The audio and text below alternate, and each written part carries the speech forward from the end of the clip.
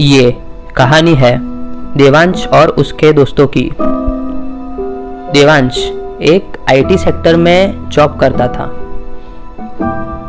देवांश को सैटरडे को छुट्टी थी, इसलिए देवांश उसके दो दोस्त रुस्तम और हेत के साथ एक दिन सैटरडे नाइट को एंजॉयमेंट के लिए बीच पर आया। बीच गोवा का था। रात के तकरीबन 2 बजे थे। मंतर गति से बहती हवा और समुद्र की लहरें मन को बहुत हल्का महसूस करा रही थी। हम लोग पूरी तरह से रिलैक्सेशन के लिए गोवा के बीच पे आए थे और हम लोग साथ में थोड़ा ड्रिंक्स वगैरह भी लेके आए थे। हम लोग ने ड्रिंक्स वगैरह लेना स्टार्ट किया, सब आराम से पार्टी वगैरह करके। हमें रात के 3 बज चुके थे और फिर अब वापिस कल संडे था, इसलिए घर जाने की जल्दी नहीं थी। इसलिए हम तीनों ने डिसाइड किया कि अब हम तीनों आज यही रुकते हैं और हम तीनों बीच पर ही सो गए। लेकिन जैसे थोड़ा टाइम गया, रुस्तम को किसी ने आके एक जोर से गाल पे थप्पड़ लगा दी। रुस्तम उठा, किसने मारा मुझे? और तब रुस्तम ने देखा कि देवांश समुद्र के बीच में था, वो डूबने ही वाला था और रुस्तम उसे बचाने के लिए समुद्र में गया। लेकिन जब गया समुद्र में देवांश को बचाने, तब अचानक से देवांश ने ही उसका पाँव खींच लिया और उसे पानी के अंदर खींचने लगा।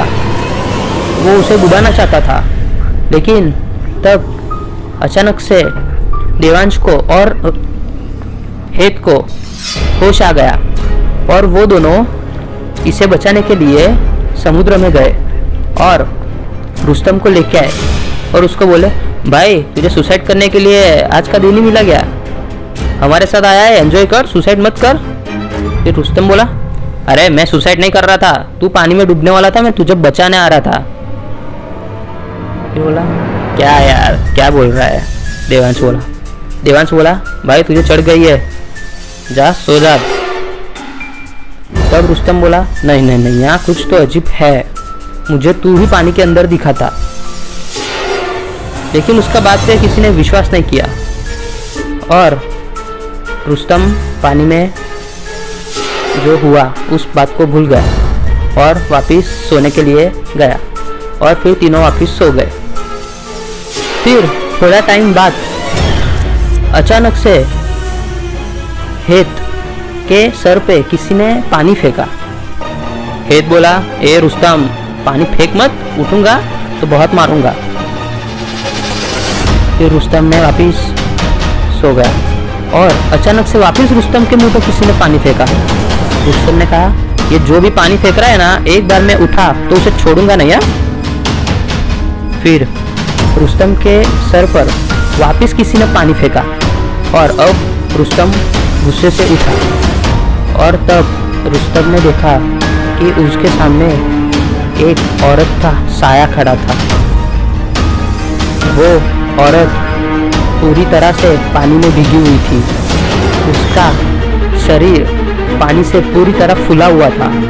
उसके आँख से, मुंह से, नाक से सब जगह से पानी बह रहा था। ऐसा लग रहा था जैसे कि वो औरत 10 सालों से पानी में ही पड़ी हो।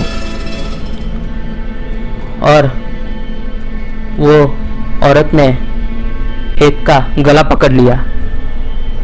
हेत चिल्लाने लगा, छोड़ छोड़ छोड़ो छोड़। और तब देवांश और रुस्तम उठे और इसे बोलने लगे, अरे भाई क्या हुआ क्या हुआ? तो ये बोला, देखो इसने मेरा गला पकड़ लिया, ये आत्मा ने। बोले, कौन सी आत्मा? यहाँ तो कोई आत्मा वित्मा नहीं है। फिर हेत ने कहा, भाई यहाँ पे सच में कुछ है जो बहुत भयानक है, उसने मेरा गला पकड़ लिया था, अगर आप उठते नहीं तो मैं मर ही जाने वाला था। देवांश ने वापिस कहा, भाई तुझे चढ़ गई है, सो जा तू भी। और फिर इसे भी इग्नोर किया देवांश ने और हेत भी सो गया। लेकिन उसने भी कहा, यहाँ पे कुछ अजीब है, और फिर वापस तीनों सो गए। और फिर थोड़ी देर बाद अब देवांश का नंबर था। देवांश गहरी नींद में सोया हुआ था और अचानक से एक जोर सी हवा आई और किसी ने देवांश का पाँव खींचा और उसे समुद्र की लहरों में ले गया। देवांश बोला, बचाओ बचाओ बचाओ। और जैसे ही देवांश की आँख खुली, समुद्र के अंदर से उसने देखा वो लहरों पे ही था बीच के, और उसे कोई अंदर खींच रहा था। और वो चिल्लाया जोर से, हे रुस्तम बचाओ। और फिर वो दोनों आए और इसे समुद्र के लहरों से बाहर निकाला, वरना वो आत्मा देवांश को खींच के समुद्र के अंदर डुबाने ही वाली थी। और अब देवांश को भी बहुत डर लगने लगा था, क्योंकि उसने भी उस आत्मा को देखा था। और अब तीनों पूरी तरह से डर चुके थे और तीनों ने अब डिसाइड किया, कुछ भी हो जाए अभी के अभी यहाँ से चलो। और तीनों जब पीछे जाने के लिए निकले तब उन्होंने देखा कि एक औरत पूरी तरह से भीगी हुई, उसका सर, उसकी आँख, उसका नाक, सब जगह से पूरी तरह से पानी बह रहा था, जैसे कि वो 10 साल से इस पानी में किसी लाश की तरह पड़ी हो। वो औरत उनके सामने खड़ी थी, उसके पाँव पूरी तरह से उल्टे हो चुके थे, हड्डियाँ दिख रही थी और वो इनकी तरफ धीरे धीरे आगे बढ़ रही थी। ये तीनों ने वो देखा और इनकी दारू एक ही मिनट में पूरी तरह से उतर गई। और तीनों, चलो भागो वरना बचेंगे नहीं। और तीनों वहाँ से भागने लगे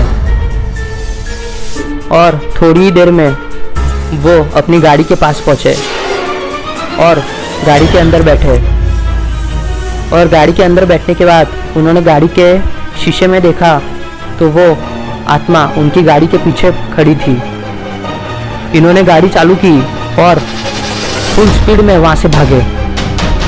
और उनकी किस्मत अच्छी थी, वो थोड़ी देर में हाईवे के पास पहुँच गए और मेन रोड पे लग गए और वो आत्मा से इनका पीछा छूट गया।